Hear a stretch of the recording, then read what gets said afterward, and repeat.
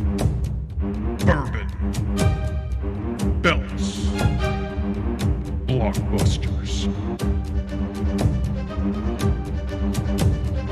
You are listening to the Triple B Podcast.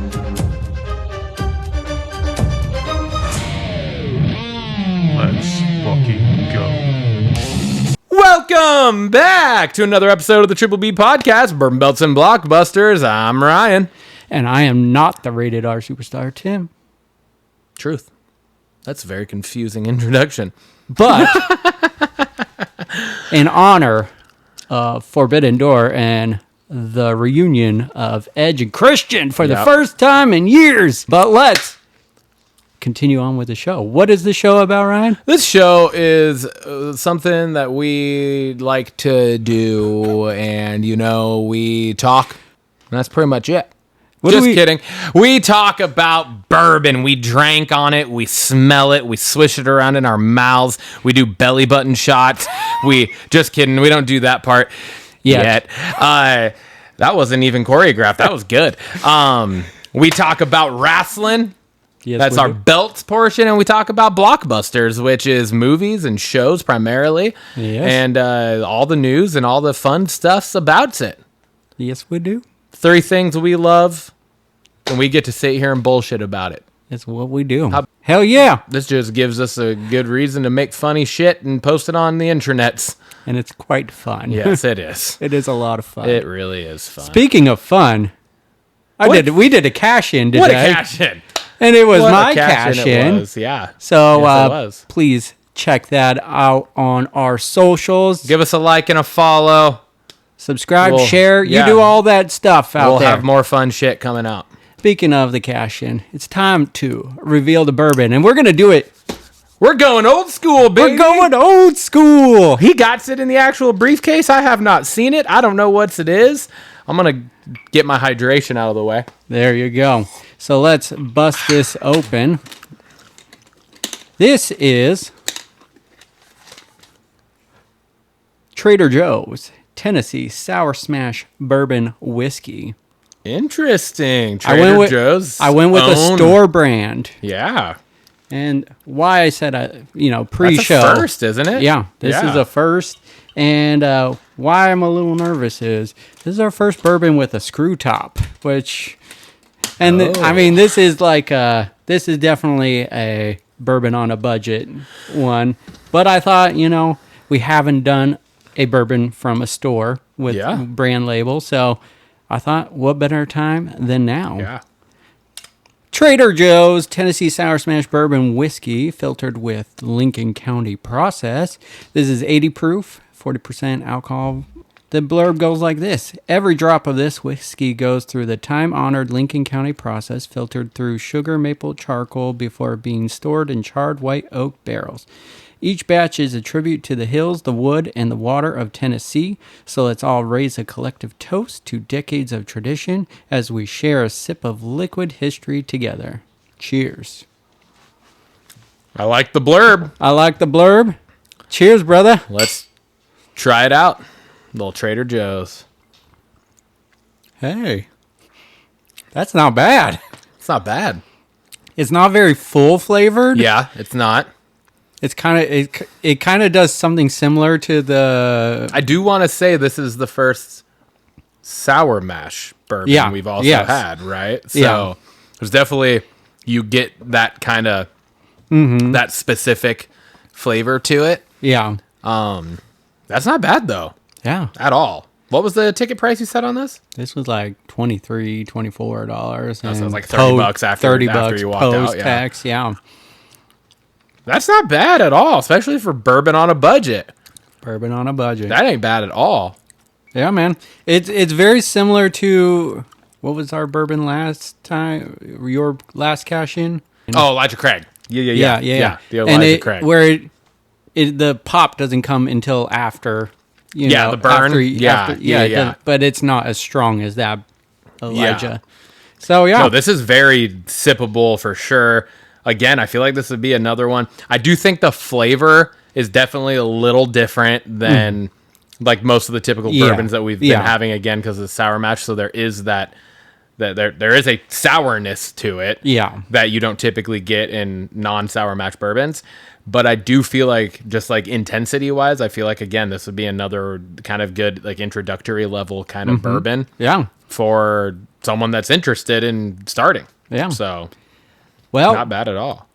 I'm going to give it a 7. I'm going to go 6.5. Okay. I'm going to go 6.5. It's definitely above average. I think it's right on par with the other 6 to 7.5s that we've had on the show. It's not my favorite, but it's definitely one that I could drink. I like the sourness. It kind of lingers in your mouth after the fact. Our socials. You can find us on Instagram, X, YouTube, and TikTok. We are at TripBPod. We are on all platforms, Spotify, Apple, Amazon. We are the Triple B Podcast, Bourbon Belts, and Blockbusters. And you can shoot us an email at triplebpod619@gmail.com. Let us know what you're liking about the show. If there's any recommendations for bourbons, for wrestling topics, for movie topics, we want to hear it. Please get back at us on our socials. Absolutely.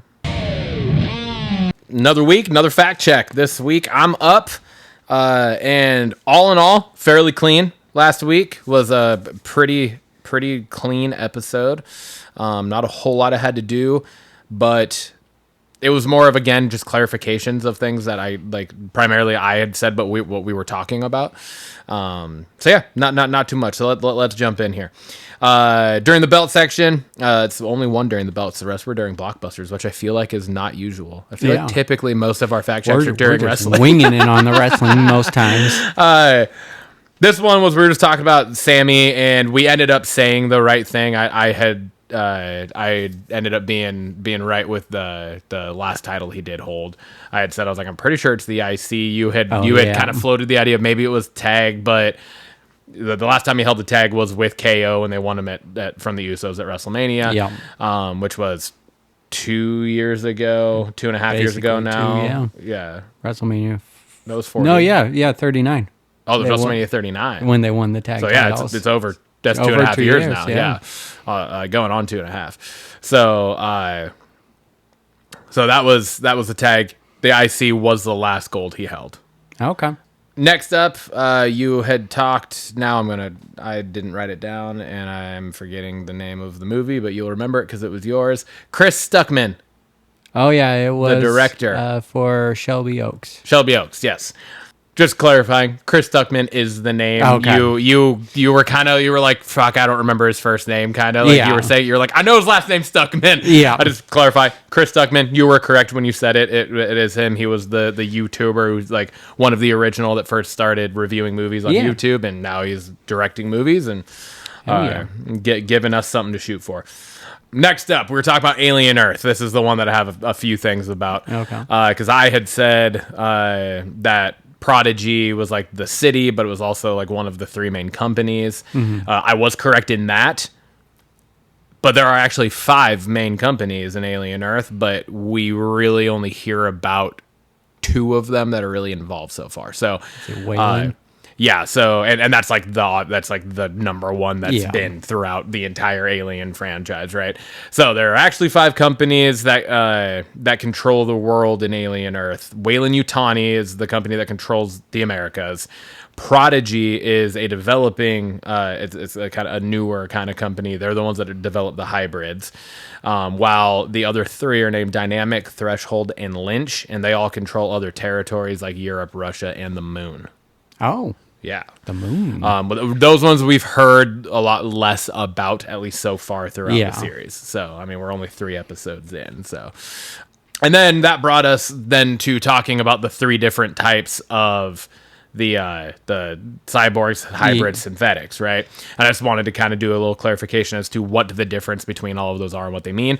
So, cyborg is a human. It's a human being who undergoes significant cybernetic augmentation. Okay, so cyborg is a human that has a bunch of cyborg parts put into them, essentially. Synthetic is a fully artificial, non-biological being created and programmed from the start by corporations like prodigy. And then hybrid is a specific type of synthetic created by prodigy involving the transfer of a human child's consciousness into an adult synthetic body. I thought that was interesting because I know like that's what we've seen so far is that they've done it with like terminally ill children or whatever. Yeah. But I think it's interesting that this like specifically says like specifically is human child's consciousness. Yeah. Why can't it be an adult? I wonder if we'll get more information about that. Yeah. That was that. And then what were you saying? I feel like they might have touched on it quickly. Did they? I believe so. There Like was blink and you'll miss it kind of. Yeah, I think so. So I'll fact check that for next week. My bad. That's Gave fine. you another one. No, but the show's been great so far, so Yeah, I don't mind looking into it. Yeah. And final one on Alien Earth was I had just kind of said like throughout the rest of the season, however many episodes that ends up being, there's going to be 8 episodes in the first season. Okay. So it culminates on September 23rd, I believe, was the last Tuesday that it'll drop. Already talking September. I know. And the last thing I have, final fact check here, was again just not really something that we said or that was wrong. It was just like my your question, your Blockbusters question. No, it was mine. Yeah, it was mine. It was the character that you would like to see like a origin story on. Yeah. And the second one I came up with that wasn't Aunt Gladys. Yeah. Was Jason Segel's character from I Love You Man. I just wanted to throw out his character's name is Sydney Fife. Sydney Fife. How can And we forget that? Is the fact check. Look at us. We're getting cleaner and cleaner. Yeah, that was it. That was all we had. I like it. Yeah. Bringing it over now to our our final Hawk Talk of the preseason. Then we're going to go on we won't really have, we might still have a Hawk Talk next week because we'll probably talk cuts and stuff and like what the 53-man roster looks like because I think that has to be finalized this week. I believe so, yeah. I think it's either this week or it's the following like Monday or Tuesday. If it's then we probably won't do a whole lot of Hawk Talk next week. Yeah. But if the cuts happen this week, then obviously we'll talk about it. But nonetheless, we played at Green Bay earlier today at about 1:00. Final game against the Packers. Final score was 20-7. 20-7. We'd lost that one, which was... Again, it's a preseason game. It's the third preseason game nowadays. When, if you'd gone 10, 12 years ago, the third preseason game, because there were 4, the third one was like the big one. Yeah, that was like the one. Dress rehearsal. Yeah, and I mean it was like your whole starting lineup outside of maybe a few key people. Yeah, like your main like superstar. your Tom Brady's probably weren't playing in it. Your Calvin Johnsons. Yeah, but for the most part, you had like your full starting roster on both sides of the ball playing at least the first quarter, if not the whole first half. Yeah. Not really how the preseason works anymore. Like our starters got essentially one series last week each on offense and defense, and then they were out and they all played a decent amount in they did like a scrimmage on Thursday against the Packers. They did like a joint practice, did a full scrimmage, and that was where most of our guys got the work in, and so they sat in the game today. So that and a handful of our second stringers were sitting. Like Drew Lock didn't play today, right? You had a handful of, Charbonnet didn't play. I don't even think Helani played today. Helani did not. Yeah, Helani didn't even play today, right? So that's probably a good sign. Yeah, I think that should be pretty telling that that's, I think you have at least our top 3 backs there. And then they gave, Jacardia Wright, Tyus, I forget his first name, and then Martinez. Damian Martinez, yeah. You have him, or those 3 all kind of balling out today to show up. And yes, we lost. We'll get into some of the primary reasons for that here in a second, but just looking at some of the stats after the game, we still rushed for 130 yards today with our entire starting offensive line not playing. It's all backups, all guys fighting for roster spots. Yes, we lost, But we gave up 13 points off of turnovers from our third string rookie quarterback. Yeah. Right. And then they didn't score off of all 3 of his turnovers. They scored off of the punt muff when Bobo got hit, and which he was down. Shouldn't have been a fumble anyways, and I don't know how they didn't look at that again. But regardless, 4 turnovers in the game. One was that punt that shouldn't have been a turnover in the first place, and was just unfortunate circumstance of just the way shit goes sometimes. Yeah. What'd you think of the game?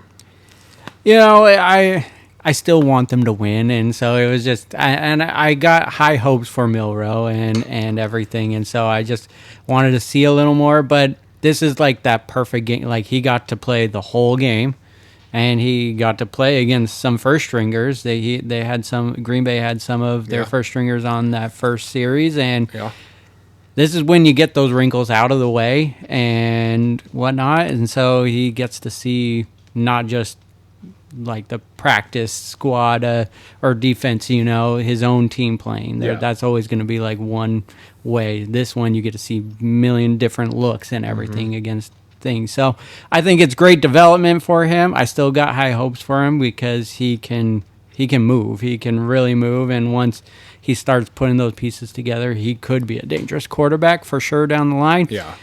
Other than that, it was just we kind of alluded to it before show, but it was interesting seeing Marquez out there, right? Yeah. Marquez Valdez Scantling. MVS. Yes, MVS. Just say MVS. But it was interesting to see him play a big chunk of that first half and with the third stringer. So is that telling of where he stands on this roster? Yeah, and now, and again, with the Bobo injury, that sounds like a concussion, depending on how long that keeps him out. Because I think Bobo's a lock to make the roster. Now, if he's injured, does that potentially open up the door for MVS to stay? I have a feeling Derek Young is making this roster because of his special teams ability. Yeah, but Cody White too. Yeah, he balled out today. He's been balling out in the special teams. True. I don't know. It's going to be interesting, and that kind of brings me to my primary point of I'm very curious, especially after fairly poor play by Jalen Milroe today. Mm-hmm. Right? Because you can look at like what he did in the first 2 games and be like, oh yeah, like he came out and he played pretty well, and it's like, yeah, sure he did, but in very limited stat like reps, right? He got to play the whole game today. It was just on him. That ain't nobody was coming in to take over for him. Yeah. And it obviously it did not go how he wanted it to. Mm-hmm. He fumbled 3 times, and he lost all 3 fumbles. I didn't see the very first one, but I'm assuming it was down in the red zone because then they turned around and drove 96 yards to score. Yeah, it was in the red zone. So he fumbled at like the 4-yard line. He fumbled on a 4th down brotherly shove that he picked up by like 5 yards and then got the ball taken away from him. And then the last one, which at first glance when we were watching it live, you're like, oh, that was kind of a shitty snap. But then when you watched it back in replay, it was right fucking here. Yeah. Right here, just went right through his hand. So the whole wide receiver situation, the offensive line situation, I mean, we got fucking safeties, we got D linemen, like we got numbers of good depth guys. Does Jalen Milroe end up on the practice squad? Because it ain't Drew Lock. Drew Lock ain't getting fucking like if you have to pick a backup quarterback between those two right now, it's Drew Lock by a mile. 1,000,000%, and 1,000,000 times over, you're going Drew Lock.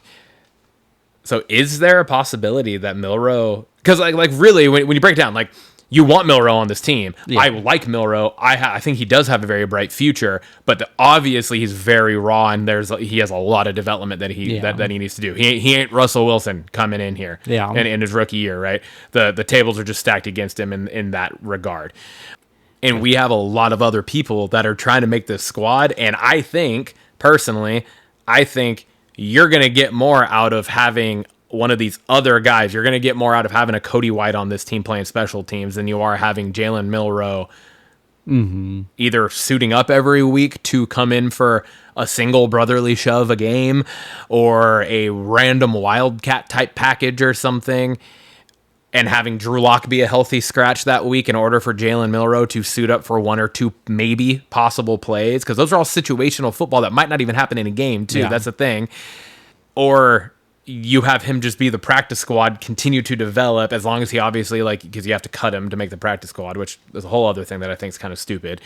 I think you should have like 5 practice squad spots that you can just be like, you, and you. Everyone else get cut. If you clear waivers, we'll bring you back type of thing. Yeah.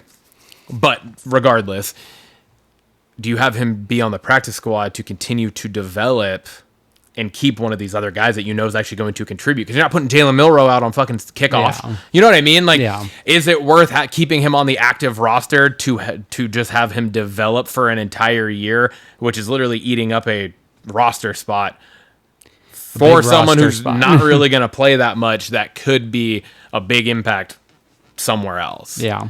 So, I mean, it's going to be interesting. It's going to be, and my initial thoughts, I mean, after seeing this game, it'd be like, yeah, I do send him to the practice squad, but I'm sure there's going to be that fear that another team picks him up.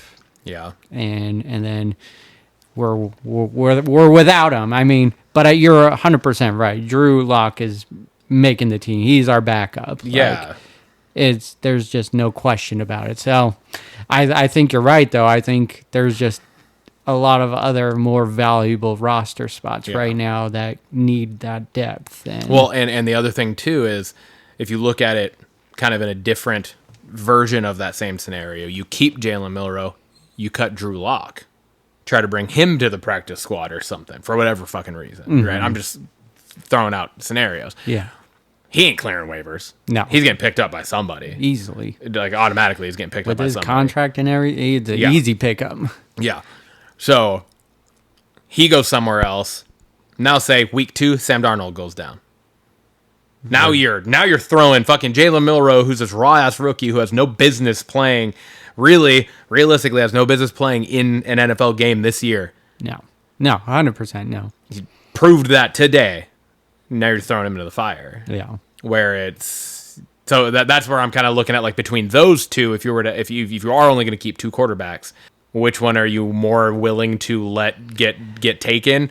I still think it's Jalen Milroe. Yeah, like, I think you're right. Cut him and see if he'll clear, because Drew Lock's not clearing. That's the thing. Like Jalen Milroe's the safer bet to clear waivers and be able to be signed to the practice squad. Yeah. That's the thing. Yeah. And can't guys that are on the practice squad still get signed to other teams? Like, can't other teams like talk to them? Yeah. Right. Yeah. And like, if they decide like, oh yeah, I can go make $4 million here. Yeah. 900,000 here, whatever it is. Yeah. Any other thoughts? I mean, Jalen Milroe was kind of my big point here, because I think realistically that was kind of the big question mark. Yeah, for sure. Game. I think it was still good to see our rushing, our run game was still pretty solid. Our defense with all the backups playing, they still were playing intense. They gave up one actual like drive, and it was that first drive where they scored the touchdown. That was 14 play, 96 yard drive for like 7.5 minutes. Yeah. And I mean, they were just better, right? On a lot of those plays, they were just better. Angles were bad, blocking was good, whatever it was, and they drove. Yeah. Other than that, our defense shut them down pretty well. Yeah. Outside of us giving them the ball in plus territory. Yeah, exactly. Multiple other times after that, right? Exactly. So, all right, dude. Last week we did a little fun thing, posted some social media content about it. We talked about it very briefly on our way down during the Bourbon Talk last week, but obviously haven't had a chance to really talk about it since. We went down to LB Washington. We did this whiskey and steam event that they had. They have a train down there that runs. They do different seasonal things. I know in the winter they have like the Polar Express type thing, right, where it's this whole done up thematic thing and theatrics and everything. I did that in last winter with my family. It was fun. We had a really good time. This came up. My wife sent it to me. I sent it to you. I was like, dude, let's try this. And we're like, fuck it, let's do it. And it was fucking dope. It ended up being a really good time. It was a really, really good time. I had a lot of fun with it. I had a blast. Never been on a train before, before this. Yeah, that was my second time with the Polar Express back in winter on the same train, being the first. So so I thought that was a really fun experience in itself. Beautiful area out there. Yeah, it was awesome. Great weather for it as well, and then the live music was a lot of fun. They were awesome. Did we ever figure out, was that their actual name? Was it Chicken Joe and the Fabulous Cocks? I believe so. I haven't been able to look it up. That's what they said, and but then they kind of kept goofing around, alluding to it, and so it was like, did they say that as a joke, or is that actually the name of their band? I think it is. I think it needs to be. Chicken Joe and the Fabulous Cocks. Yeah. That's fucking awesome. Yeah. They were great. They were honestly great. The only thing that I would have said, and I said it a couple times during, was Chicken Joe, the lead singer, his mic just needed to be turned up a little more. It was hard to hear him in certain things, and he was the primary singer. Yeah. But the instrumentals, they all sounded good. The other vocalists all sounded great. The drummer was badass. Yeah. And they just played fucking essentially just like classic rock. Yeah. And it was great. It was such an enjoyable experience. We checked in at the depot in LB before the train ride, got our actual ticket to get on, and they gave us a little souvenir glass. Yeah. And inside the glass, we had 5 drink tickets. Mm-hmm. And so we essentially got 5 free whiskey tastings. Yeah. And they had a bunch of different bourbons, and they had some other like flavored whiskeys and some different styles and stuff. From Old Soldier, Sandstone, and Heritage were the 3 distilleries that they had. And I mean, it was just fun. That they had food out, finger foods, that charcuterie type things. Yeah. Charcuterie boards, if you will. But and I don't know, it was just it was a really good experience. It was really fun. We were able to just get up and walk freely throughout the train while we were going. Got to go to the open air cart, just kind of hang out in there. It was a blast. It was. It really was a real blast. Was fun. Glad she found that for us, and glad we did it. You gotta try to make that if they do it every year, which I'm assuming they do. I wanna make it a tradition. Yeah, try to make it a yearly thing. We go do a little whiskey and steam every year, and keep trying whiskeys. I don't know if they change them up from year to year, if it's always the same 3 distillers, but. I didn't mind them. There was only a few. Like the butterscotch one was the sweeter ones for me are not my thing. I tried them still, and like for what they are, they're good. Yeah, it's just personally my palate, not my thing. The one with the orange though, that one was really good. Was good. Yeah, that was the Sandstone. That was the double barreled. Yeah, the double barreled. Dual barrel, as I think is what it was. So they distilled it in their original, like their regular oak barrels, and then they distilled it in like orange. It was like some form of orange barrels or something like that. Yeah. It was that one was. That was my favorite. Yeah, that one was quite tasty. I did enjoy that one. Yeah, but yeah, hell yeah, man, it was fun. That was a lot of fun. Yeah.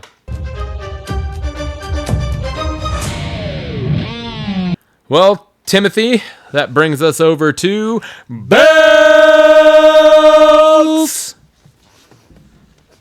Tim, what do you want to talk about? I'm going to talk about Monday Night Raw. Hell yeah, you are.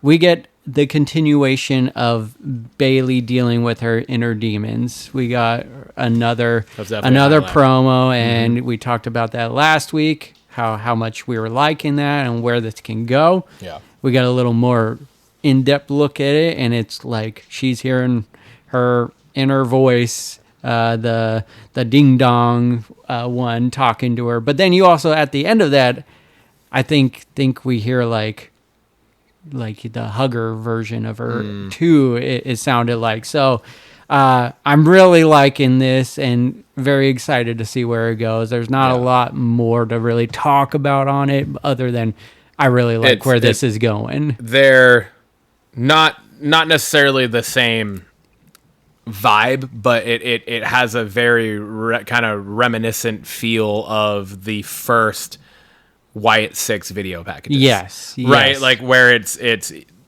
something is coming, something is happening. Yeah. And I like this for Bailey because it's definitely, I think she was at a point in a moment where she definitely needed something different and new to be happening in her character. And again, like we talked about last week, I don't know where it's going because they keep pushing this heelish vibe onto these things, which makes me think they're gonna throw a fucking curveball at us here. And go good. Yeah, and like you really don't know, and so that's what I like about it, and I do like I was hoping you were gonna talk about that because I do think that was one of the better parts of Raw this week was that video package. Yeah. Next up, I'm giving Raquel Rodriguez more flowers. She is. I hate to see Liv get hurt. Yeah. But her injury has really propelled Raquel up into that role. Rocketed her into the forefront of this whole Judgment Day. She is shining in the ring. Like, we're seeing her best in-ring work. It's working for her being now the vet to Roxanne Perez and everything. And I'm just really enjoying what she's doing in the ring. Her match with Io is a really good one. Disappointed to see her lose, especially after Roxanne won last week. I thought they were going to build on Judgment Day, getting over on Io and kind of building into the post damage control feud going on right now. So I thought there was more to that. I kind of liked how they did it, though, because like we said last week, a lot of this story building is revolving around Io. It's not revolving around specifically Judgment Day. Yeah, true. Or Kabuki or Rhea. It seems like a lot of this is like she is the sun and everything else is revolving around her, right?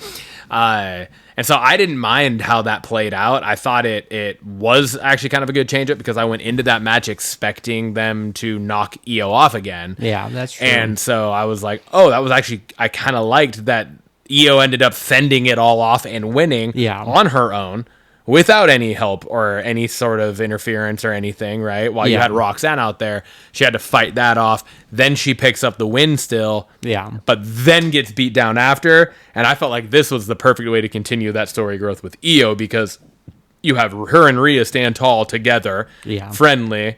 Like they have been a lot. But then you have the Kabuki Warrior part backstage where then they all start fighting and then Io storms off, right? Yeah. And Asuka was like so over the top in this fucking backstage promo that I was kind of like, okay, this needs Rhea, start talking. Like, I was like, come on, what are we doing here? It felt like it was like a Shakespearean fucking play or something where it was just like so over the top and bolsterous. Like I was just like, oh my god, this is kind of cringeworthy, but I still do, even with that being said, I still do like appreciate this continued story build because again, this is another one where it doesn't really feel like we know where it's going. Yeah. Because, like, we were like, oh, her and Rhea are good. But then all of this, and then they start fighting backstage, and then Io just fucking storms off. It's like, fuck everybody. And, like, really setting out on her own. So it is kind of interesting to see. I do think that maybe there is, I think you alluded to it last week, that maybe there's a Kabuki heel turn. Potentially coming on the horizon, but then where does that also put Rhea and Io in there? So there's so much story that they're doing around Io, and I enjoy it. I think it's good. Again, just I thought Raquel could use a big win there, but also I do like where the story is going with it, and especially the post match. It just made sense and everything. Plus, I think Io losing there might hurt what my next talking point is. Okay. Because now we got some murky waters. Because Naomi gets announced she is pregnant. I did not like that they revealed it on the podcast and then had Naomi talk about it. I wish it was just Naomi announcing it because, I mean, sure, a lot of people maybe knew that she was pregnant or hurt, but I didn't see any rumors or anything, so I was going into it blind, and then they kept on showing Stephanie McMahon and everything, and then revealing it that way. I part of me wonders if that was more of a personal decision on like Naomi's side, because announcing it to the world, they wanted it to be done, her and Jimmy. And I'm wondering, with Jimmy being on SmackDown, I'm wondering if, because I can't imagine that both rosters travel fully together all the time. I think he was backstage at this one, though. Oh, was he? Because I want to say because Monday they were still in the States, States, right? Yeah, Monday Raw was still in the States, but then Friday they were in Dublin. So I was just wondering if maybe he had already started the travels or whatever. Maybe he wasn't there, and so maybe they want to do it together. That was just me. I was just speculating. I want to say he was back because there was like some reaction video to what she was saying out in the ring and everything. Okay. But that said, love this segment. Naomi went in still in her full persona. I absolutely loved it. I thought it was gonna be like she started it one way. I know, and then I thought she was gonna be just like, oh, okay. They kind of just dropped the whole caution character because she's pregnant and they're enjoying this moment. But she fucking went in, and I was like.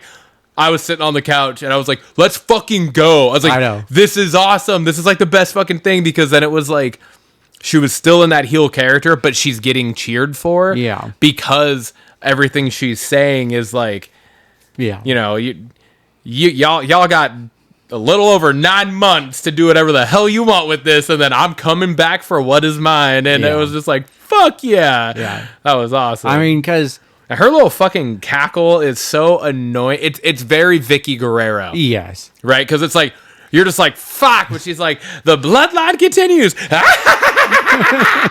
it was like, oh, God. But then you're also like, fuck yes at the same time. Because it's like King Joffrey. You fucking love to hate him type of thing. And that's what this is. And that's what they're building with Naomi, which is huge. Yeah. I think it was, if you're going to take her character out, for this, that was a perfect send-off for her. Yeah. And it was a little subliminal that she put the title on the ring, and it was over Slim, and so it was Jim's name. Like, Big Jim was the reason for her. She's losing the title because of Jimmy. Oh, yeah. Well, then I loved the what, I forget exactly how it came up, but she was like, yeah, everyone back there should be thinking Big Jim or whatever.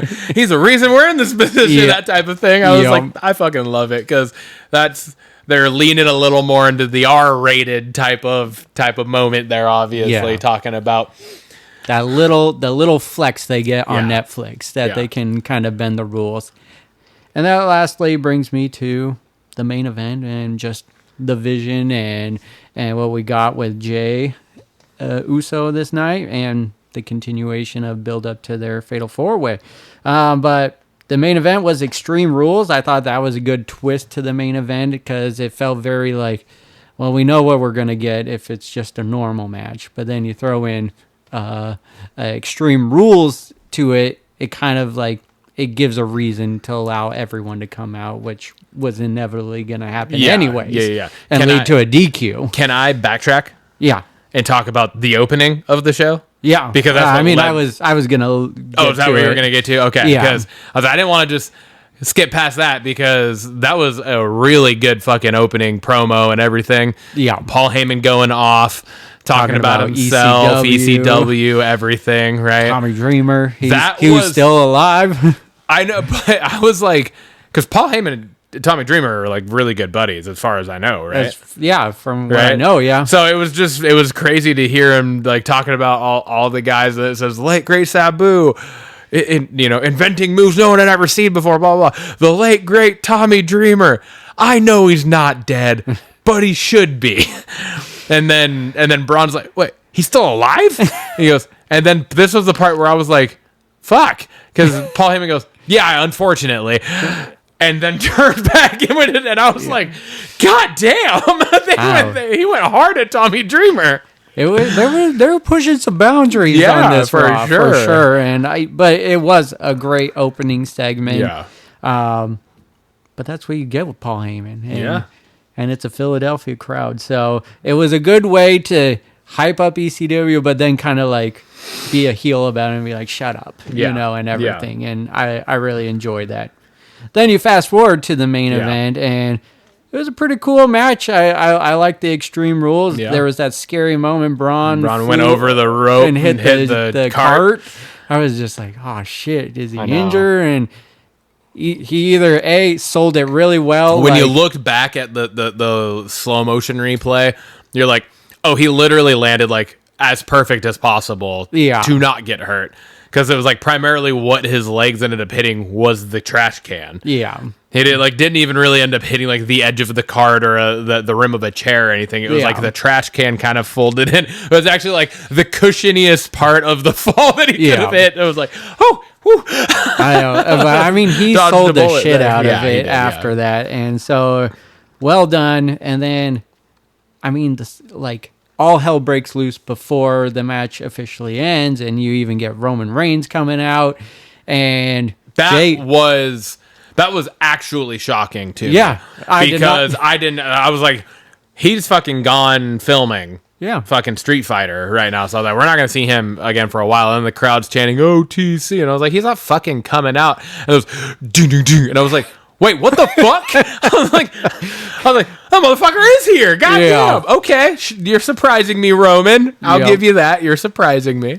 Yep. You've now shown up like 3 times in the last couple of months when I 100% expected you to not be here for a while. I know this is for sure like the second time you've said the crowd chanting OTC, and you're like, he's not coming. Yeah. And then boom. Yeah, and then his music hit. I was like, fuck, he did it again. Okay. Yeah. And that was dope. I like that. Yeah. So the whole chaos at the end leading to Jay winning this match, I thought was well done. I thought, way to make a predictable ending interesting, and that definitely made it interesting. So yeah, and I mean, I would have even gone out to say that Jay winning, I don't think was the predictable ending. No, I didn't. I thought if it was just thought that it was going to be the Vision standing tall at the end of this. And I thought it was just going to be a DQ finish, Vision standing tall.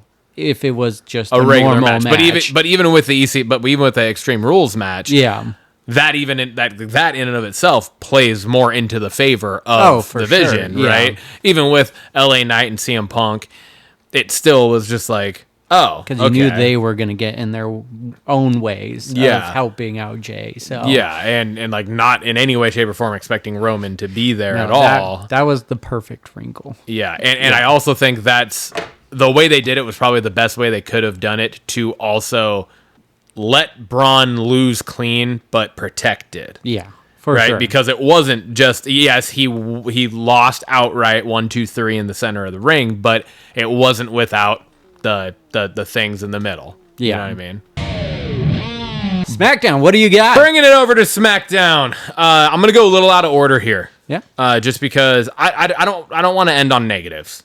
Okay. I do have 2 negatives. Okay. But I have 2 positives. So I want to end on the positives. And my first negative is like, it's like a kind of this. False negative.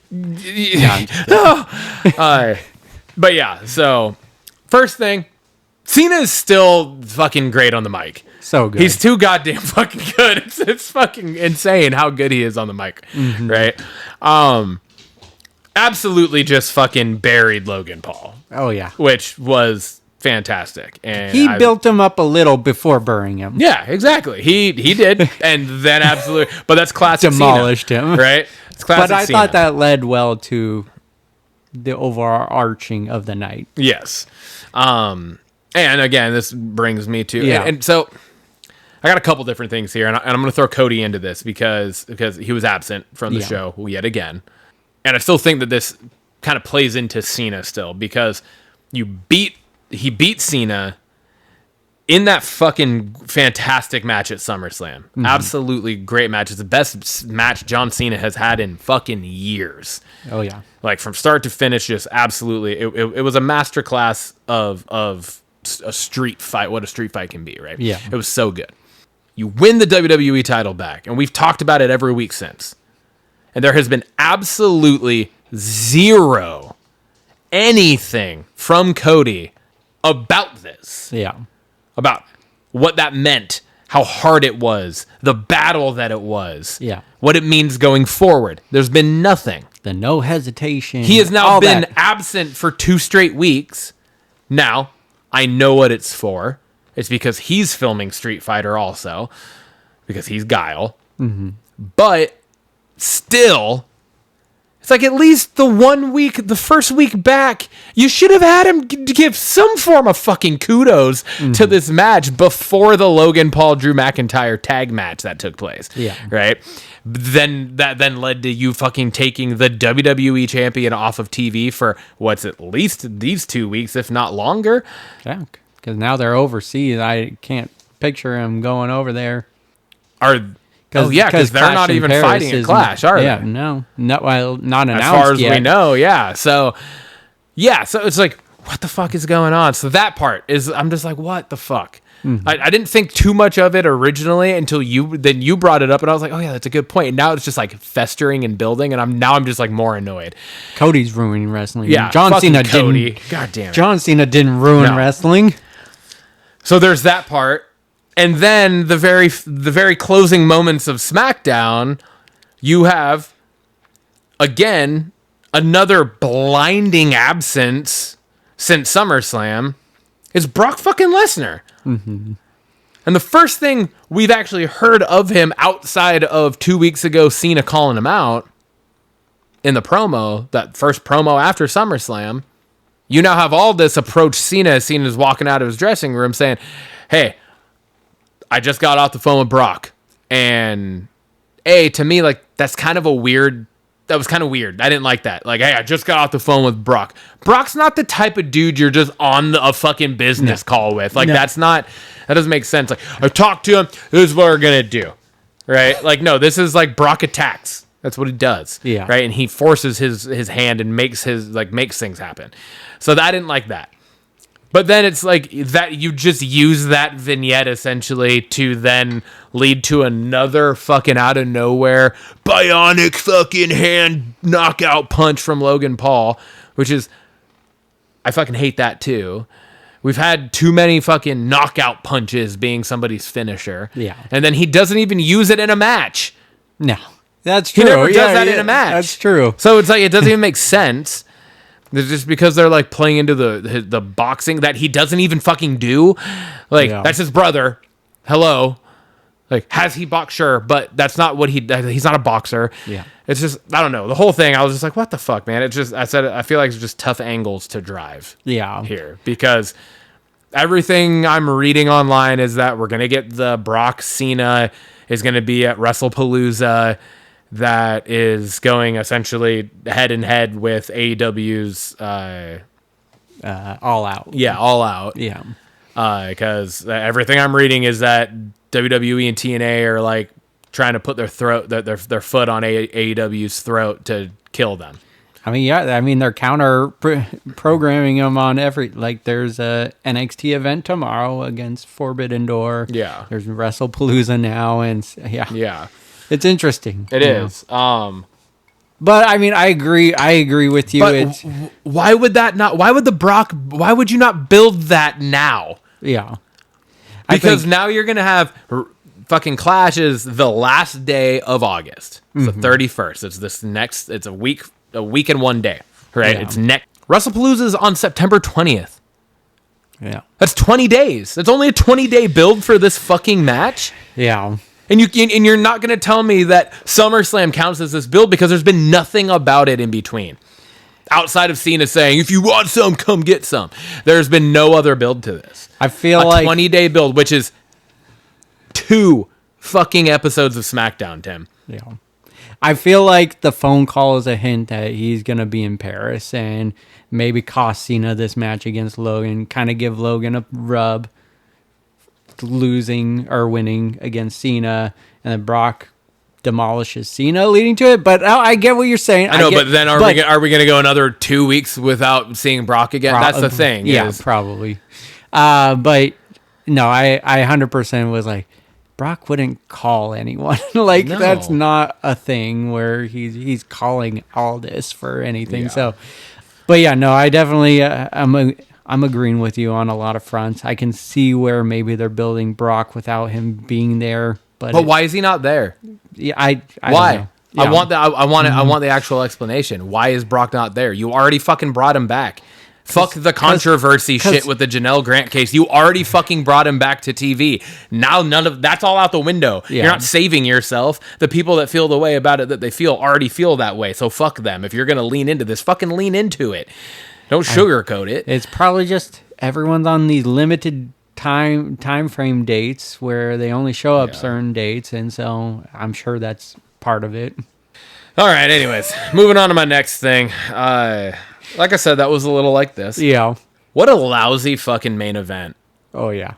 That was one of the worst main events we've had on one of these shows in a while. And you have Becky Lynch in her hometown, and that's how you do them. And this is what I said. I said, this should have been Tiffany versus Becky in a singles match. Yeah. Fuck Nia Jax. Fuck Jade Cargill. Neither of them deserve to be in this spot. Neither of them are good enough to be in this spot. This match should have been a singles match between those two. It would have fucking tore the house down. Yep. But instead, you get something... You get this match that we ended up getting where Becky was like barely involved in this, it felt like. There were no big moments in this match at all. The ending of it, I was like, oh, wait, it's over. I blinked and it was yeah, over. You're just like, what the fuck just happened? Like, if you're going to build Nia as this fucking monstrosity of a powerhouse, then fucking build her as that, not just somebody that gets hit with two moves and gets pinned. Like, I was like, what the fuck?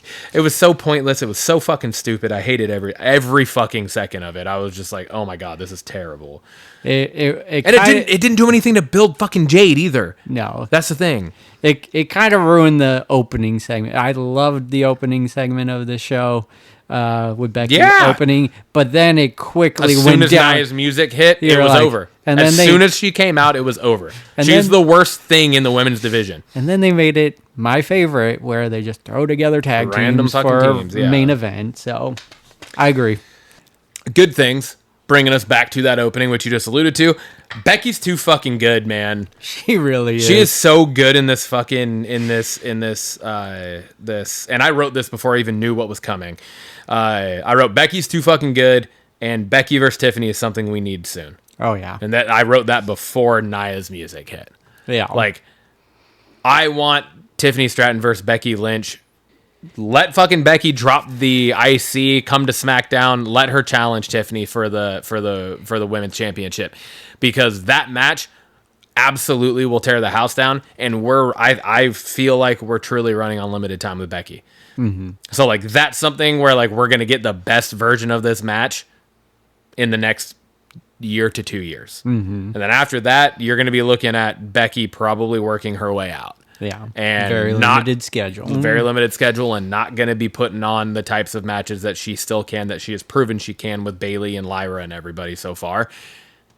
We need that. That's too fucking good. I don't know if there's anybody even on the Raw roster that I want to see more than Tiffany. Maybe Stephanie Vicker.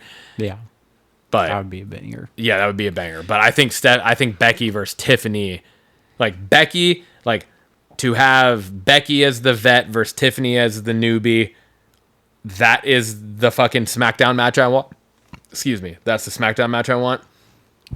Stephanie Rhea is the Raw match I want. Yeah. You know what I mean? So that's what I have. They really need to they need to shake up the women's roster on both shows and bring up more from NXT. Like, they got plethora of good, like, maybe not main eventers, but that can fill out the division, so that we're not just seeing Nia and Tiffany over and over again. So that we can stop having fucking televised moments of Nikki Bella and Natalia wasting our fucking brain cells. Natty? No. No. No. Yes. No. Yes. Natty needs to be gone. Nope. She's fucking terrible. Nope. Nikki Bella is absolute dog shit. Fine. Natalia's not good in the ring, Tim. Have you watched any of her her stuff? Face isn't good anytime. Yeah. I agree with you on that. What happened? What did she do to herself? Surgeries. Well, obviously, but why? I don't know. It's fucking terrible. But no, like they both just need to be gone. Like, your time's over. You're no longer useful in this business. Bye-bye. Next point. Fine. This one I'm fucking super stoked for. And it's just a small little, almost a blink and you'll miss it seedling. Nikki Cross lurking. Mm-hmm. Nikki Cross lurking in the back. Walks up the fucking stairwell during the fucking Julia and why am I forgetting her name? Meechin segment. Yeah. And just is walking up and just turns around and just stands there like she was like petting a doll or something. I don't even fucking remember. But she's just standing there. And then she just creepily walks back down the stairs. I absolutely loved this for a couple different reasons. It's our first indication that of the Wyatt 6 kind of takeover that we have talked about wanting. Yeah. Right? This is the first time she has been in any way, shape, or form put into the women's division. Mm-hmm. Like actually like any sort of inkling that we're going to get something from her, like Nikki Cross. Yeah. Right? Which, again, like tag champs, now if she pushes for the women's US, this is kind of what we've talked about before. Yeah. At some point, you got to get Uncle Howdy involved somewhere in one of the in the main title. And I think you got to get Eric Rowan involved in the US at some point. Yeah. And it's like I said, it's our first inclination of her. Hopefully now this is going to lead to her actual in-ring work. Yeah. It's been so long. Only been in one match since the Wyatt 6 have actually been here. Yeah. And it was a mixed tag match with the American Made. Yeah. Right? So that's it. That's all we've had of a match from her. She hasn't been in a match other than that. Yeah. And I think they lost that match. I'm pretty sure they did. So I was like, this means that like we're talking potential singles action. Mm-hmm. That's what I want to see. I want to see Nikki Cross involved in that. Yeah. And I was like giddy, dude. I was like, fucking yes, let's go. And it was because it continues that theme again of like with the tag teams all talking, and you got Loomis and why do I always forget the other one's name? Dexter Loomis. Gacy. God damn. Yeah. Well, John Wayne Gacy. Why do I keep forgetting that? My favorite serial killer. It's a weird thing to say. I said that before on here too. But you've had them lurking in the back scenes of the tag division and stuff. And now like on this episode too. And I love now that like we're getting that with Nikki Cross in the women's division. It's branching it out. It's not she's not just a prop. Yeah. She's actually like a member, and she's actually like hopefully going to be a force. Yeah. And that, I don't know, it just made me really excited. Yeah, I saw that and I was like, yes, it's happening. And then I guess she kind of did something similar last week, and this one was more like kind of an interpretation, but there was like one of the semi-trailers in the back, and it looked like her reflection was lit up on it while Meechin and what's her face was talking. So yeah, I'm really excited for that because it's been too long. Nikki Cross is great, and we need to see Wyatt 6 branching out for sure. Absolutely. Like it can't just be the tag division. It's got a full on takeover. Yeah, because that's you're a full faction, man. You're letting Judgment Day do it on Raw. Yeah. Let's have Wyatt 6 do it on SmackDown. Yeah. How the one we actually want. Yes. Exactly. Alrighty. Bringing us over to our banger of the week. Tim, what you got? I got Naomi's announcement. It was just so in character. It was just like, because we've seen it, I think, one time before with Becky Lynch, relinquishing the title because she got pregnant. Yeah. But it wasn't in character for her. It was just announcing and relinquishing the title. This was just full on, like, it started off that way and quickly went that way, and I was just so sold on it. It was so good. Yeah, same. It was awesome. I enjoyed every second of it, and like I said, when it was like first started, I was like, oh, okay. Like that, cool. That's fucking awesome. Congrats for them. I'm excited for them. That's cool. But then she flipped the switch again, and I was like, let's go. This is fucking great. Yeah. That's what we want. Yeah. Yeah, it was great. Mine is, I'm sticking with the women division here. I'm saying the Nikki Cross lurking in the back is my banger of the week because it was very unexpected for me.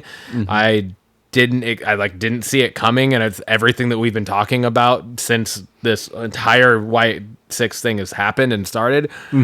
And it just was like I said, it was like the one thing that had me like fully just popping off. Like I was like, let's fucking go. And it was so quick and so short lived, but I was so stoked for it. So that was mine.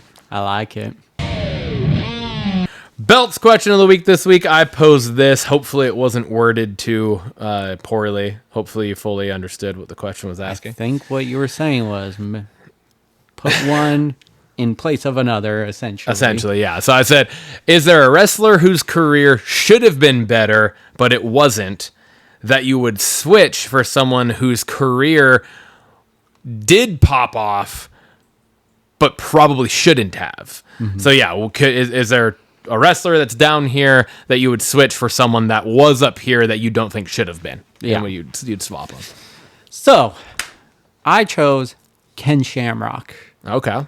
I mean, he was kind of heading that way, and it just never did. Yeah. And I think his character during the Attitude Era was like the perfect one. Like it just fit, and he was very deserving of being in the main event scene back then. And I think deserved a lot more. He was good on the mic, but you could have paired him with a manager and been just as good.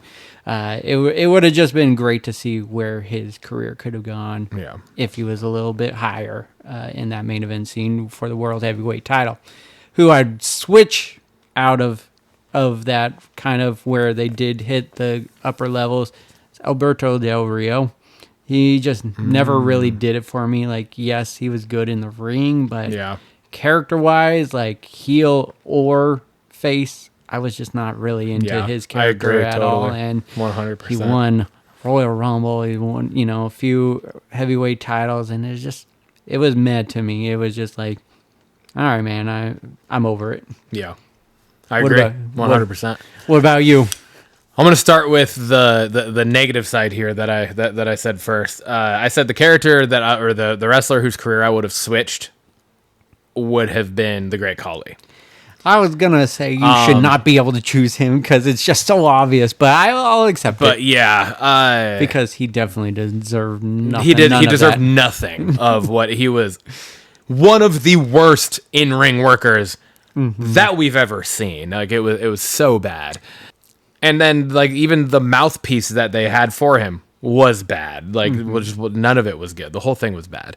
But we got the Punjabi prison matches, Tim. That was the highlight. So good. Yeah, fucking terrible. So, like, I mean, he multiple world title. I think it was one. Was it only one? But he was like in that scene quite a bit. Yeah, he definitely had multiple world title matches. Yes, for sure. He was definitely in the main event match, like Batista, picture Undertaker, like undeserving. Big Show, right? Kane, I think they battled. Kane, yeah. Anyway, so that's who. Don't need to go into too much. No, it's the one I'm gonna say that I think should have been swapped. Okay. Might surprise you, but I think you're going to totally be on board. Scotty 2 Hotty. Oh. Did not see that coming. I know, but him, like, you really think back. I think out of Too Cool, if you want to just look at it as him and just Grandmaster Sexy, or you want to look at it as them with Rikishi, I think Scotty 2 Hotty is the best wrestler in that group. Like, in-ring worker. The ability that he had, but he just never really was ever pushed in any way. Like he was always just tag. Yeah. Like he held the light heavyweight title. That was it. And I think he only held it once. And other than that, he only held the tag titles. Yeah. That was it. And that's a dude that, like, in a nowadays type of world, could have easily broken off like a Jimmy and Jey Uso and or a Jeff and Matt Hardy and like had an actual singles run, but back in those days it just didn't happen. Yeah. So and Scotty was always, his fucking music was fire. His finishing move was always a fucking crowd pop. Yeah. Right? Like the worm was one of the coolest fucking things back then, right? Like that, being able to do it in No Mercy was so cool. That was the fucking pop, dude. And his outfits were dope. His look was dope. His hair, the facial hair, is everything. He had it. He had all of it. He had everything. He had the whole package. Yeah. Maybe not the size, but you can't fucking say that as a hindrance anymore. Like, look at the Rey Mysterio. You know what I mean? Like, I think Scotty had it, and he was just never pushed. Mm-hmm. I like that one. That's where I went. That's a good one. I think you can compare them now. You can kind of say the same thing about the Street Profits. I think Tez is of the two, I think the one to push. Absolutely. If you were to break them up and go singles, Tez is definitely, like, Tez could go to the top. Oh yeah, and I think that's a very similar, like, Too Cool did everything they could as a tag team. They should have done what you're saying, and that's what they could do with Street Profits now. Yeah, I like that question. It was a fun one. Yeah.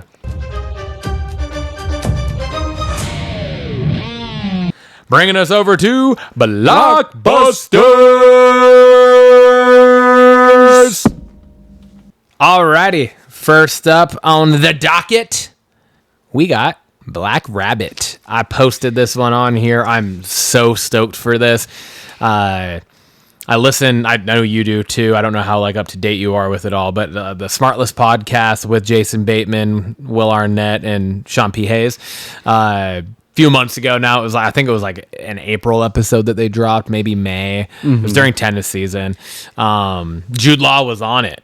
And so I got to like hear about this project that they were talking about, and it like made me excited. I hadn't seen anything or nothing. Then they put the trailer out, and I was like, "Fuck yeah, let's go!" So Black Rabbit synopsis: set against the backdrop of New York City's high-pressure nightlife scene, Black Rabbit centers on two brothers who are pushed to the brink by their duty to family and their pursuit of success. Jake Friedkin is the charismatic owner of Black Rabbit, a restaurant and VIP lounge poised to become the hottest spot in New York. But when his brother, Vince, returns to the business unexpectedly, trouble soon follows, opening the door to old traumas and new dangers that threaten to bring down everything they've built. Black Rabbit is a propulsive thrill ride and character examination about the way an unbreakable bond between two brothers can shatter their world and everything in its orbit. The cast of this is, as previously mentioned, Jude Law, Jason Bateman, and Cleopatra Coleman. The release date will be September 18th of this year, and it will be out on Netflix. Dude, I'm really excited about this one. I kept seeing like little first look pictures of this, and I was just like, Jason Bateman, I'm here for it. Absolutely. Anything he's in. Role. Yeah. Anything he's in. But then the guy got acting. He can do funny. He can do serious. You name it. Make you cry. Villain in what was that last year? December. Yeah. Oh shit. This is the airport. Carry On. That was great movie and everything. So just I'm so excited for Jason Bateman. And this movie does not look like it's going to disappoint. We've talked about it a few episodes ago about family dynamics and what you guys will do for each other. And this is obviously a more serious one, much but more serious. I like that dynamic. And so that's what I'm excited about. We've covered, and I mean, obviously like we covered at least 4 things every fucking week. There's something about this trailer, and I cannot pinpoint it, like the feeling about it that I have, but I think I'm like the most excited for this movie. There's something about it that's just different to me, and I can't pinpoint exactly what it is, but it's just there's a feel to this that I'm so excited for this movie. So when I saw this trailer, I was like, "Fuck yeah!" And then I was like rushing to open the agenda, and I was like, "I swear to God, if Tim already put this on, I'm gonna fucking kill him." So I was happy to see that you had not. Nope, did not. I'm glad you did, because it was a great trailer. Yeah. Anniversary synopsis in the film: a close-knit family, again, family trend here going on, is caught in the turmoil of a controversial rising movement known as the Change. Ellen and Paul witness their lives fall apart when Ellen's former student Liz reappears and starts dating their son. As Liz becomes a part of the Taylor family, tensions rise and loyalties are tested. Liz's role in the change brings simmering conflicts to the surface, unraveling the fabric of the family just as the nation itself stands on the edge during an alarming and challenging time of uncertainty. Cast is Dylan O'Brien, Phoebe Dynevor, Zoe Deutsch, McKenna Grace, Diane Lane, and Kyle Chandler. Release date is October 29, 2025, and the platform is the Cinemas. The Cinemas. Dude. What did you think of this trailer? This is... I feel like this is like an Inside Out, Get Out. Oh, yeah. You just like, obviously not the same concept, but just like the feel of it, where it's like... That's like one person going to this other place and everything gets weird. Yeah. Where it's like, this is one person coming in. They're the thing that makes everything weird. Yes. It's kind of how it felt. Yeah. I'm going to be honest. I didn't read the synopsis until you just read it. Yeah. I just watched the trailer.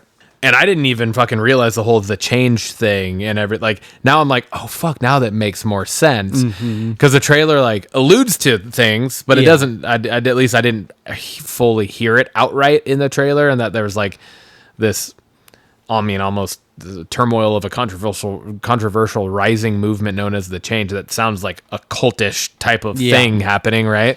But on like a grander scale. And like I didn't quite get that, but I just knew there was something fucking weird going on with this girl. Yeah.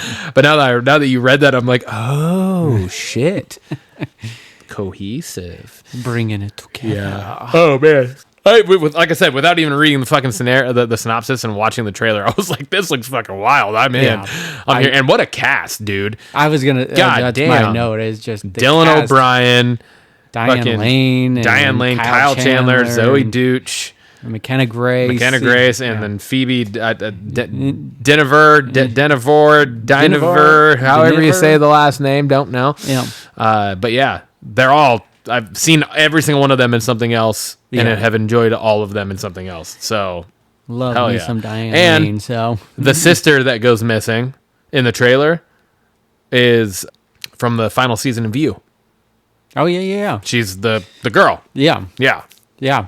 So I'm pumped for this. I just I think I didn't think about it until you just said it, but it's totally like the opposite of Get Out. Get Out. Yeah. It is. Yeah. And like, obviously, like I said, it's not necessarily, it's just like more thematically, it feels like that, right? Yeah. It not necessarily like the actual plot or anything like that. Like, I don't know that there's actual, crossover type 100%. things, but just the feel of it I was just like, oh man, like weird shit starts happening when this one person shows up. Where Get Out, it's the one specific person goes to the family's house, and everything else is weird to them, and they're like, what the fuck? Yeah. And it's it's like the atmosphere of it is very dark too. It's like all gray skies throughout the whole trailer or in dark scenes. So it's just, I like it.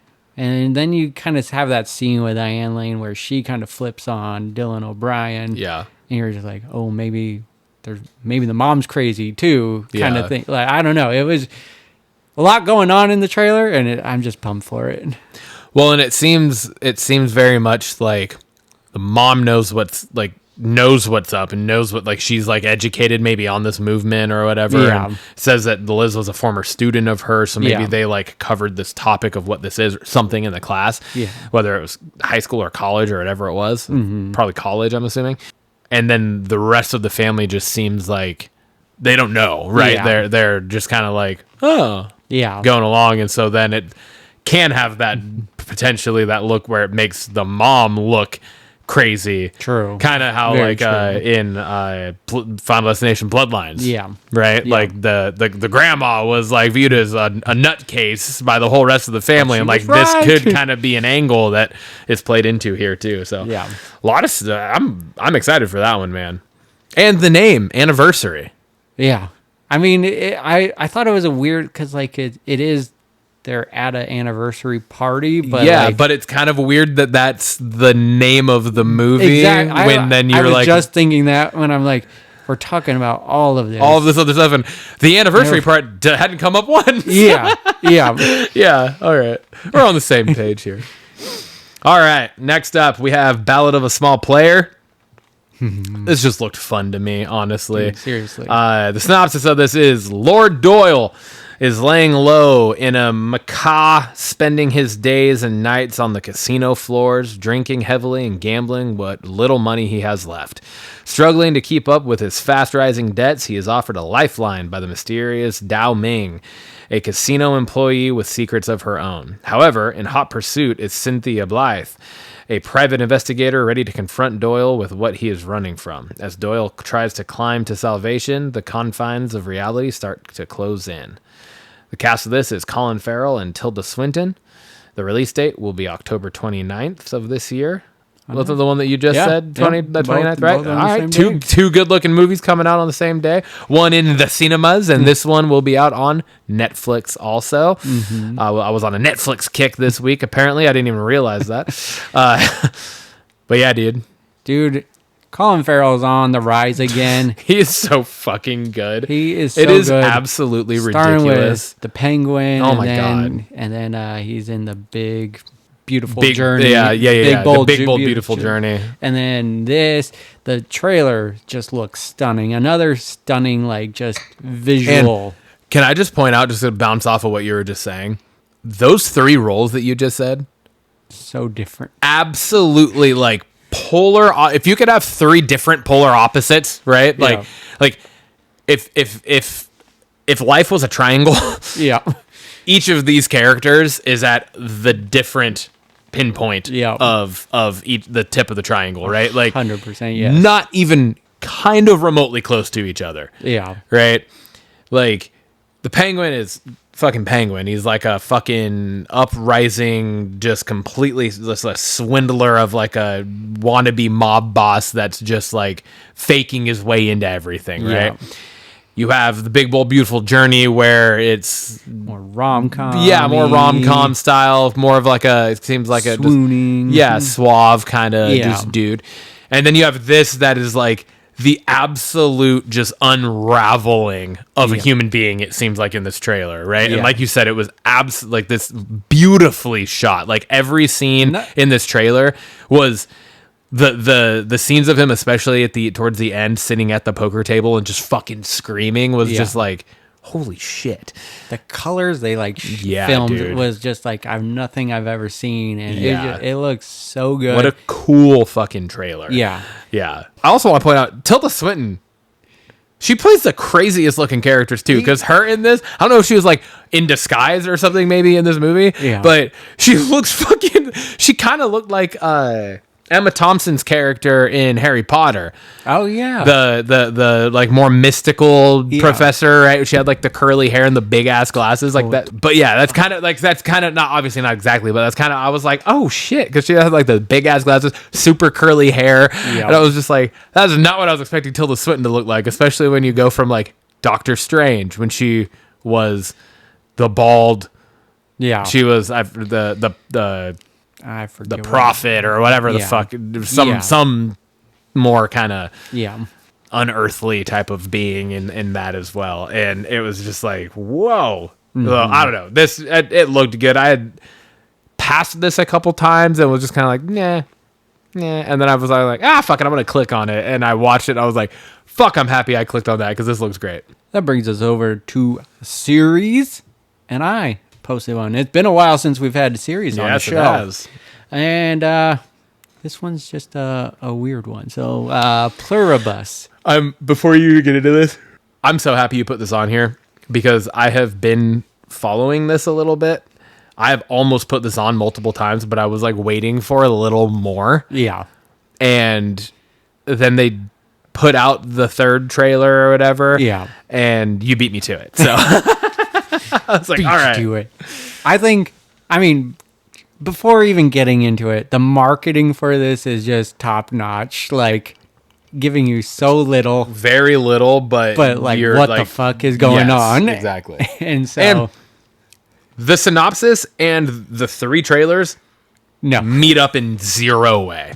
No, exactly. Which I like. Yeah, So 100%. So 'cause it's like you watch the 3 trailers and you get very little from those. You read this single sentence synopsis that you're about to read, and you get very little from that. And with the very little you get from this and the very little you get from the trailers do not come together in any way to make you put any sort of puzzle pieces together to have an idea of what the fuck is going on in this show. exactly. So Pluribus, the synopsis, follows the most miserable person on earth and the one who must save the world from happiness. Cast is Rhea Seahorn, Carolina Wedra, Miriam Shore. Release date is coming November 7th, 2025, and this is going to be on Apple Plus.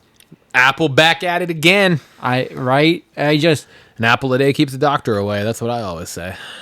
With how little it gives you, it got me so drawn into it. Oh my God, yeah. And then just reading how excited fans are, like, because they know the director is like behind a Better Call Saul. Oh yeah. And yeah, so, it was the director of Breaking Bad. Yeah. And so there's just a big following for this with so little.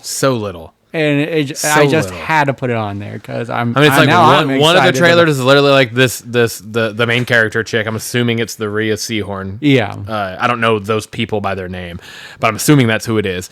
She just like walks out, and then the type comes across the screen and says, "Sorry for the blood," and you can see just like a little bit of blood splatter on her shirt sleeves. That's it, and then she just walks off, and it's like a 15-second trailer, right?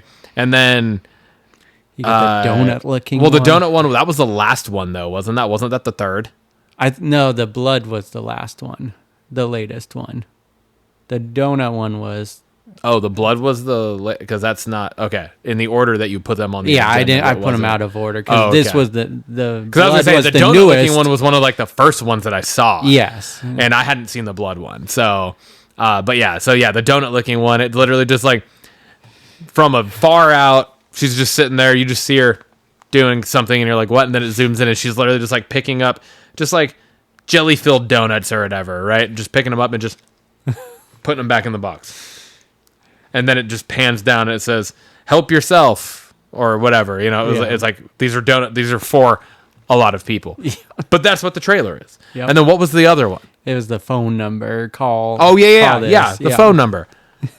But the phone number popped up in 2 of them. Yeah. So did you look into the phone number at all? I didn't. No. Okay. Yeah. So it's just like there's like nothing. You don't know what the fuck's happening. But it's so cool. I know. It's such a cool idea. It feels and the way it's shot and everything feels very Breaking Bad for sure. Yeah. That same type of vibe, but also a very similar vibe as like The Walking Dead. Kind of. Yeah. Kind of feel. Right? Yeah. No. So it's just for like, sure. All right.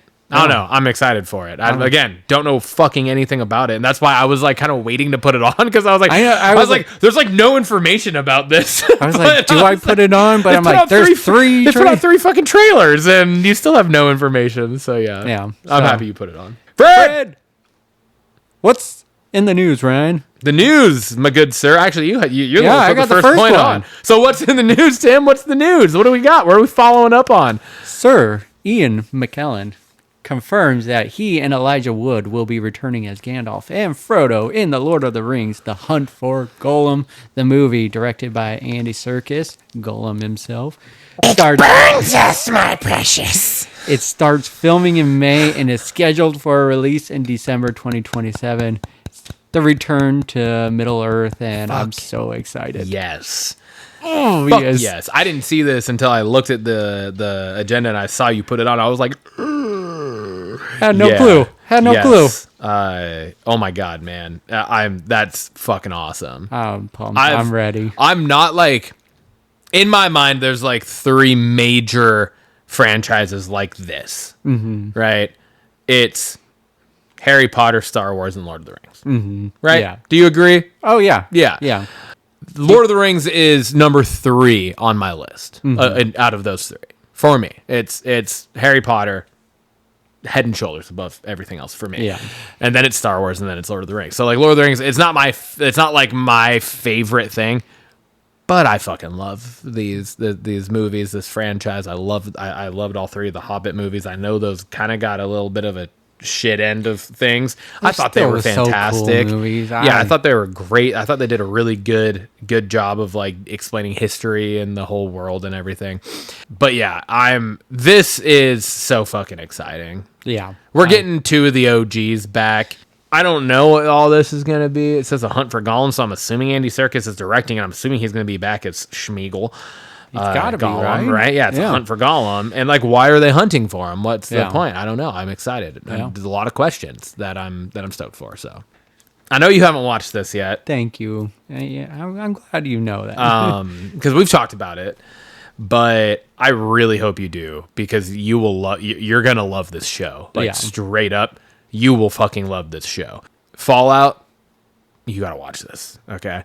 Did you watch the trailer for it? I know you haven't watched. I did. I was gonna say I know you haven't seen it, so I don't know if you wanted to watch the trailer for something you haven't seen for a second season, something you haven't watched yet. But and I wouldn't have blamed you if you didn't. But I'm so fucking stoked for this. It's fucking beautiful. Mm-hmm. Just the way everything's shot, it's absolutely gorgeous. And it's just such a fucking just so good. It is such a good video game adaptation, and they've been fucking just putting out so many good video game adaptations, like fucking The Last of Us, right? Yeah. Like so many good fucking things. I'm very excited for this. I loved this fucking show. I binge watched this bitch when it first came out, and I was just like, I need more. And then, but it was one of those things where it was like, I don't know if there's a second season, because it hadn't been announced yet. It wasn't one of the shows that was like, oh, it got greenlit for like Wednesday, right? Yeah. Like Wednesday got greenlit for season 2 before season 1 even came out, and I think it got greenlit for season 3 before season 2 came out, right? This was not one of those. Like Fallout did not get greenlit for a season 2 for a while, and then it finally did, and now they've made it, and now they put the trailer out, and I was like, fuck yes, let's go, because the ghoul, the guy that you saw with the no nose, like the Red Skull. Yeah, kind of looks like kind of looks like Red Skull. That's Walton Goggins. Yeah, and he's fucking phenomenal. He's such a good actor, and he's fantastic in this role. So, the trailer looks amazing, and I know you told me you had to watch it. This was actually one of the first things a listener said. I can't believe you haven't watched that. And so, that was really cool. I got a lot of watching to do. Stranger Things, this. I know, So there's a lot of catching up. I mean, shit, I do too, man. I have so many things written. I have like a future binge, like Bingecap thing for like future stuff that I'm like, I need to start watching some of these, and I just keep adding to them, and then getting less and less on my fucking Bingecats. Next talking point. My pants got tight when I read this. I need a and large then I farva. saw the actual that they actually put. Did you see the video that they did? Yeah, with the shot ski. Yep. Thing. I sent that on our on one of our socials. I sent it in there, but that was after I'd already read that this was happening. I put this on here. Super Troopers 3 is fucking official. It is set to begin filming. They probably already started filming, because I put this on earlier in the week. They released another video. Oh, did they? Okay, I was gonna say we're going on it. Yeah, now. I was gonna say like when I initially read this, it said that filming was expected to begin at the end of this week, right? Which would have been yesterday or today. Yeah. So. Super Troopers 3, the whole fucking crew is... I mean, like, the main dudes. Yeah. I don't know if... Because I don't think the female from the first one was in the second one. I don't think so. I don't think the blonde, I don't think she was in it. So, but it's the main crew, you know, and Brian Cox is coming back in it as the, I don't know if he's still the chief or whatever, but he'd be pretty old to be still the chief, but he's in it, coming back in it in some capacity. Yeah. Dude, these are again the original Super Troopers. It's very similar to Dumb and Dumber, Anchorman, Happy Gilmore, Zoolander, all these fucking movies that are like fucking cult classic movies. The originals are so fucking good. And then you get the sequels, and a lot of people shit on the sequels because, they didn't live up to the hype of the first. No fucking shit, it didn't live up to the hype of the first movies. One. It was the first of its kind. Yeah, you can't fucking top that. Yeah. You can't. It's not possible to do. People go into these things with too high of expectations, and you end up then with those type of results. Yeah. Where if you go into it like I know you do and I do. I'm just looking for and we've talked about this again on the podcast before, so I don't need to spend a lot of time, but I'm just going into it for the continuance of these fucking stories and these characters that I fucking love and that just make me laugh, and I'm here for. 100%, right? So, but no one's gonna fucking bitch about the fact that we just got like the 17th Superman movie. Right? Which I'm also excited to see because I'm not an idiot. Yeah. But I'm just excited. I loved the second one. I thought it was fantastic. I thought they did a great job. I have no idea what this one's going to be about. I have no idea like what the fucking story they're coming back with for this is. The characters are back, and that's all that matters. But this is a franchise that had absolutely no business being a franchise. Exactly. Right? Like, the first movie had no business being what it was. Mm-hmm. But it was. Yep. And then they did a fucking, like, Kickstarter to get the second one made. Back in it was before it came out in 2018. It came out on 4/20/2018. I remember because me, Nick, and Jason saw it in theaters, and we got high as fuck to go see this. We hotboxed Nick's car before we went into the fucking theater, and it's these movies are too fucking good. Yeah. In the absolute most idiotic, childish, stupid, fucking just college humor type of way. Yeah. But this time, these guys are all in like their fucking mid to late 40s now, which makes me even. And fucking Brian Cox is like 70, so I'm fucking just so excited to just see like what the fuck they have up their sleeves for this. I couldn't be happier. It's just we're getting a little rise in this. We got Happy Gilmore too. We got Spaceballs. Yeah, Spaceballs. Yeah, coming out. Stuff. Yeah, so it's exciting to see. I think did we talk about it on here? Or did I just read about it a few months ago? Wedding Crashers 2 is something that's like in the works. I didn't hear about it. It's something that has been in the works for a while. That they've like continued to bounce around, but like what last I heard was like there's like actually like traction for it with all like the 4 original like people returning. So that's exciting. I don't know if where that's at. Maybe it has been scrapped since, but I mean, still. Like, we're getting a lot of nostalgic kind of Freakier Friday just came out too, right? Like, we're getting a lot of these things, and it's because I don't think because of everything else we cover, I don't think it's for a lack of original content by any means coming out. But there's a history with these things, and there's stories that people that have really connected with and gravitated towards that you can still build off of. And I think something exciting like for this is something that wasn't supposed to be big. Yeah, or exactly. Or like I said, this had no business being what it is. It had no business being fucking 23 years later and us getting the announcement that we're getting another one that will end up being 24 years later, assuming they're starting filming now, probably going to come out late 2026, maybe early 27, which would be then 25 years after the first one, because the first one came out in 2002. Yeah. So, exactly. It's just like, what? Fuck yeah. We got the official trailer. So this is the thing about this trailer. Sorry, finish what you were saying, and then I'll talk. I didn't even let you say what it is yet. I cut you off. I posted the official the follow-up to The Keeper. We posted a teaser trailer, very uncomfortable, very quick, had no clue what's going on. Still really don't know what's going on in this trailer. But when you posted the initial, it was in the actual... It wasn't in thread. It was in the actual... that was a talking point in movies, right? Full trailer. But I almost put this... So I saw this trailer before you put this on here. I watched this. I almost put this as one of my talking points this week because it had almost nothing to do with the fucking original trailer you put out. Yeah. But then I was like, wait a second. I was like, this is from Osgood Perkins. Yeah. And I was like, we just cover one that was from Osgood Perkins? When was that? I went back to like episode fucking 52 and it wasn't in the agenda. I literally went back episode for episode. Really? Like 10 or 12 episodes, and it wasn't in the agenda. And I was like, I swear to God, we covered this. I was like, I'm not going to put it on. Yeah. Because I was like, I don't want to recover something that we've already covered in the talking point, like the actual full talking points. But then I saw you put it on follow-up, but I was like, I knew we covered it. But unless I accidentally skipped one of the episodes and I was going, because it's not difficult to do. Yeah. Just the way Google Drive is set up. Yeah. Right, because we have them in each different thing. So maybe I went from 56 to 54 on accident and skipped 55 or something. But regardless, see if maybe you can find when we talked about it. Yeah, because I know tried. We did talk I know we about did it. too. But I was just like, what the fuck? Because this trailer is so fucking different from the other one. Because the other one was where it looked like it was like a multi-story thing. Yeah. Right? Where it showed, and the glimpse of in this trailer where it showed the chick what looks like she's like giving birth in the corner of a barn. Yeah. That's what I was like, I know we fucking covered this because that was in the original one. Mm-hmm.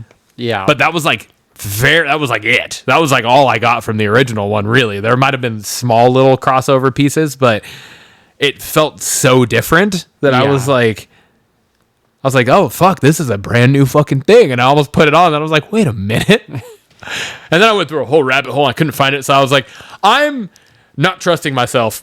I was like, I'm not putting it on. And I'm happy I didn't. No, this trailer was wild. I like how it was kind of a long trailer and it gave you two perspectives. I was not expecting that. No, I thought it was going to be hers, and then it ended, and then it cuts back to like the same beginning, but from his perspective, and then he starts saying like the same things, and I was like, what the fuck is going on? Because in the original teaser, we got no dude perspective or any angle of that at all, and now all of a sudden in this teaser, it's kind of like Pluribus. Yeah. To a point, just like longer, obviously, vignettes that we're getting from it, but it's very like, we're getting these trailers that are giving away nothing but absolutely fucking gripping you. And I'm so excited for that. Yeah. Yeah. Yeah. And this kind of gives me vibes of not the premise of this, because it's like a horror, kind of feels like a horror thing, but like Gone Girl, where like, did you see that movie? Oh yeah. Yeah, it was like you're getting one perspective and then it switches into another person. That's what this kind of feels like. But yeah, very excited for this one. I mean, every time we have every Fred section is always something that we're stoked about. But that all encompassing, like, that was a really that good was one of like the top to bottom ones that was just like, fuck yeah, let's go. Good news. All right, man. Moving on to our special segment of the week. This week we got our August binge recap. Timmy, what have you been watching, dude? It wasn't the best month for me, which is crazy. So don't feel terrible about it. Okay. Oh shit. All right. There we go. So we watched Weapons. We went and saw that in theater. We did. I watched Happy Gilmore 2. I know that was on your last one. Oh, yeah. Okay. I was going to say, I couldn't remember if I watched that last month. I didn't put it on for this month because I thought I watched it last month. Yeah, you did that. I did, yeah. We watched Final Destination, Bloodlines, Locked, Cable Guy. So that was the movie. So not much more than what we did for the podcast other than Happy Gilmore 2. Kind of watched some episodes of And Just Like That. It's like a follow-up to Sex and the City with Haley. Oh, okay. And then we've been watching a show called Unsellable Houses. It's two real estate agents here in Washington, so it's kind of fun to see houses up for sale up here and what they do with the houses. Halfway through How I Met Your Mother season 9. It's my like fall asleep show right now, and so I'm almost done with the show. And then I started Platonic. I'm about halfway through the first season, and that show is awesome. Isn't it good? It's really good. Really, really good. Yeah. But that's my August binge cap. So not very full, but I got some things in. Yeah. I'm in a very similar spot here. Outside of, I only have a handful of things that's outside of. One I don't think you said, Alien Earth. Oh yeah, no, yeah, I'm all caught up on Alien Earth. Yeah, Alien Earth also. So, I only have all the things that you just said that we watched for the podcast, right? Weapons, Cable Guy, Locked, Alien Earth, all those things. Movies, me and Lindsay watched Freaky Friday. Okay. Not Freakier Friday, but Freaky Friday.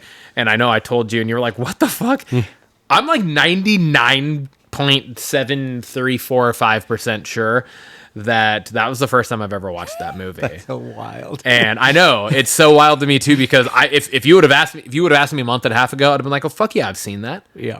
But then we watched it and I was like, I don't remember any of this. Like, I'm like, was that like one of those Mandela effect things, like where I'm like, I've seen so many clips from the movie that I was just like, yeah, I've seen it. Yeah.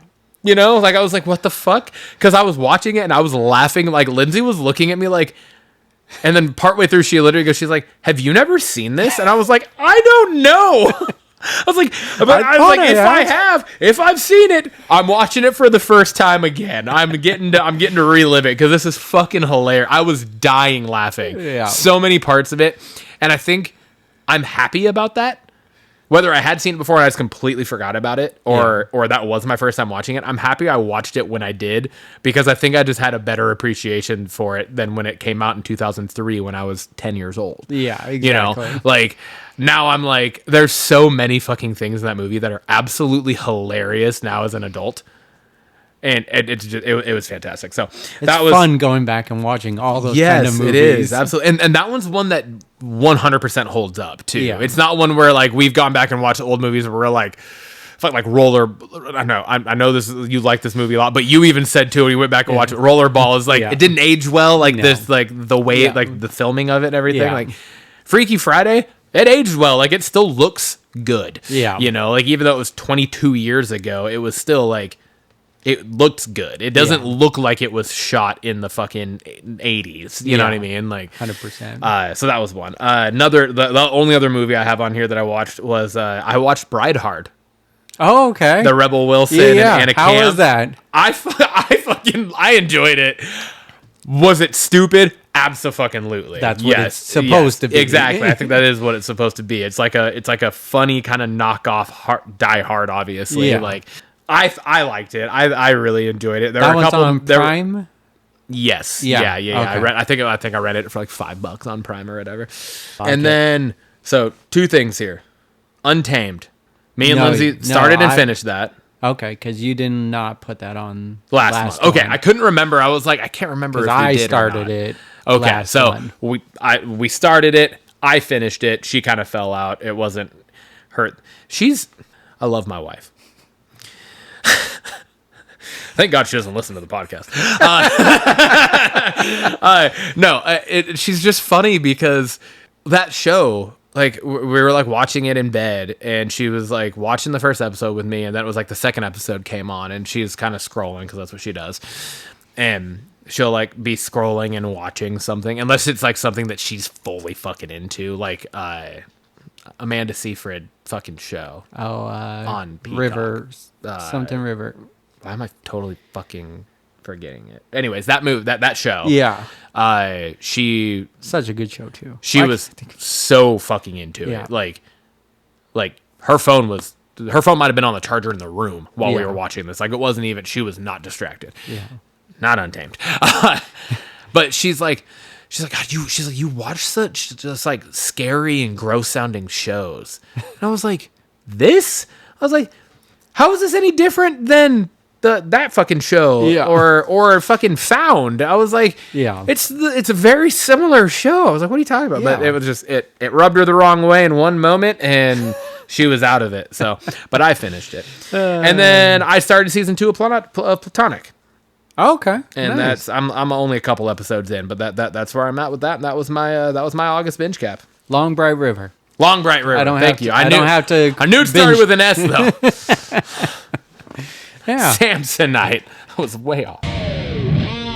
And this brings us to our next segment. We have the B Memoriam. Terrence Stamp passed away this week, and I mean, it's a guy that's covered DC. He was General Zod in the Superman movies. Yep. He was Jor-El's voice in Smallville. He was in the Marvel's universe in the movie Elektra. He's just been in so many things.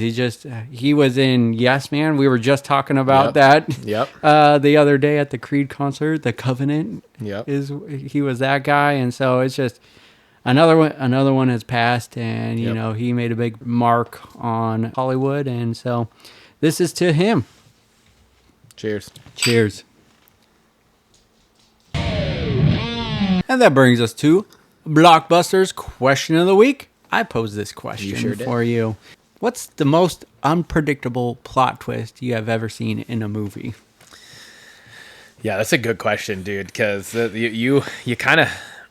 Not stump's not the word, but this was one that really made me like think through things. Because I mean, that's a fucking loaded question. Like, there's so many fucking movies that you could put here, and I'm hoping that my answers. I have two. Okay. Because I couldn't really pick between them, and they're very different, but also oddly quite similar when I started to think about it. Okay. And I was like, there are actually very similar concepts to a point, but also, again, very different.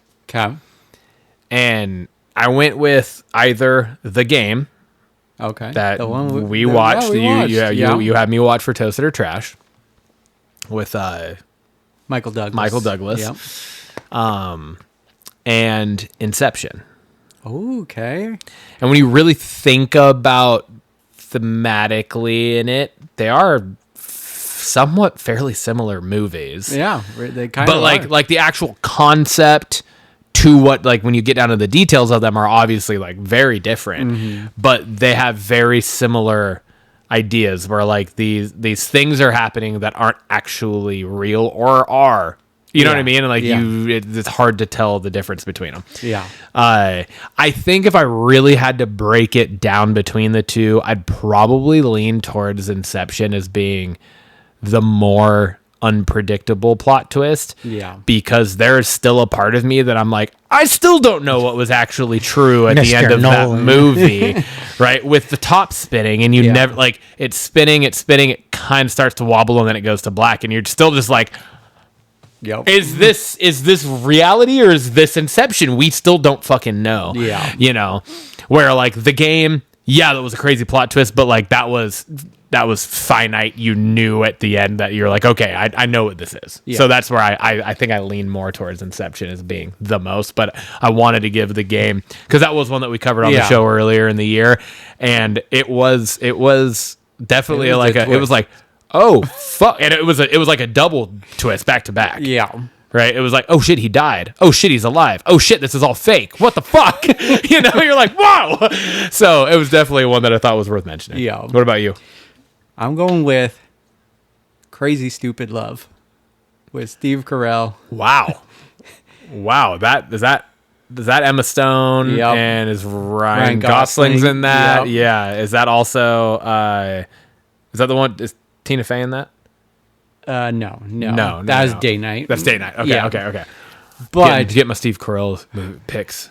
that movie had no business having a plot twist to it. Yeah, for sure. It's just like a rom-commy movie, and you're watching it, and then boom, the scene hits where, I mean, it's an old movie, it's just Emma Thompson is the daughter of Steve Carell and dating Ryan Gosling and Emma Stone. Yeah. I was like, you said Emma Thompson. I was like, nope. Pretty sure she's older than all of them. I know she's older than Emma Stone and Ryan Gosling. I'm assuming she's older than Steve Carell as well. Facts. But you get to that scene and you're just like, what the fuck? Mm-hmm.